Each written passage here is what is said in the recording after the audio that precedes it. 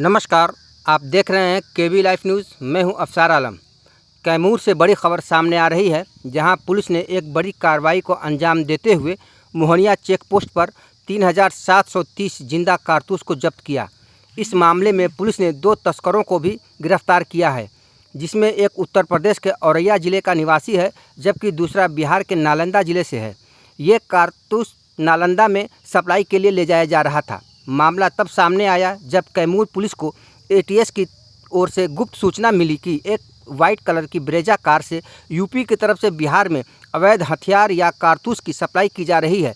वहीं सूचना के आधार पर मोहनिया चेकपोस्ट पर विशेष जांच अभियान के दौरान एक ब्रेजा कार को रोककर उसकी तलाशी ली गई, तो उसमें भारी मात्रा में जिंदा कारतूस बरामद हुआ। वहीं इस मामले को लेकर कैमूर पुलिस अधीक्षक हरिमोहन शुक्ला ने प्रेस वार्ता कर क्या कुछ कहा है, देखिए केबी लाइव न्यूज़ की खास रिपोर्ट। अपराध बढ़ाया जा रहा है। आपको ये हो रहा है कि आज हम लोग इसमें आप नहीं कर सकते हैं। सुबह आप भी आइएगा, अभी कह रहे हैं आज हम लोग छुट्टे रहेंगे।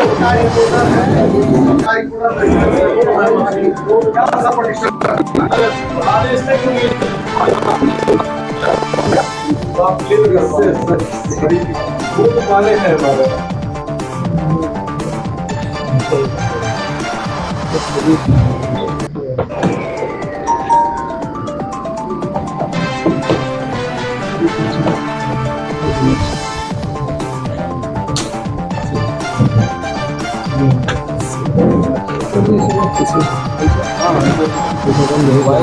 सर काम करते हैं सर, सुनिए ना।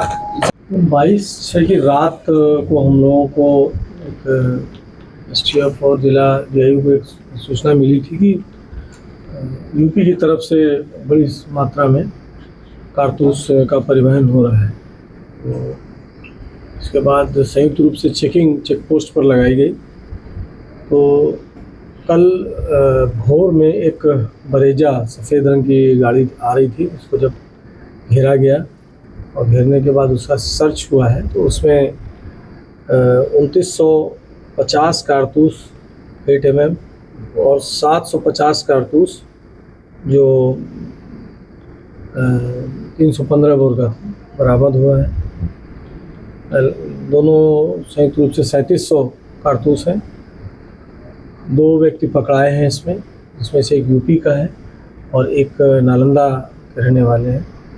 दोनों से जब संयुक्त रूप से पूछताछ की गई है, तो इन्होंने बताया है कि हम लोग यूपी से अंकल जी नाम के एक व्यक्ति हैं, उनसे हम लोगों ने लेकर के इसको नालंदा पहुंचा रहे थे। जो नालंदा के व्यक्ति हैं, उनके पिता के ऊपर भी इस तरह के कुछ केसेस हैं और पुलिस की बड़ी सफलता है। ये काफ़ी भारी मात्रा में कारतूस बरामद हुए हैं।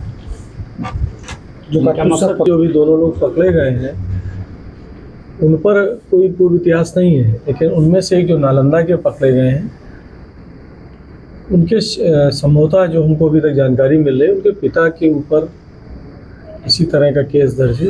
और इनके मामले में भी हम लोग, चूँकि ये लोग बिहार के कई पूछताछ में उन्होंने बताया कि 1-2 जिले इन्होंने बताया जहाँ पर ये गोलियाँ बेचते थे, उन जिलों में हम लोग पता कर रहे हैं कि कोई आपराधिक इतिहास है या नहीं है। ये जो बता रहे हैं कि यूपी में कानपुर शहर है और जो ये पकड़ाया वो भी औरैया का रहने वाला है। तो इनका कहना है कि कानपुर से ही हम लोग उसको लेकर के नालंदा की तरफ जा रहे थे और इन्होंने कुछ नाम बताए हैं, तो नालंदा में और पटना में, जहाँ पर इन्होंने इस गोली की डिलीवरी करनी थी। हम लोग अभी अनुसंधान इस मामले में कर रहे हैं।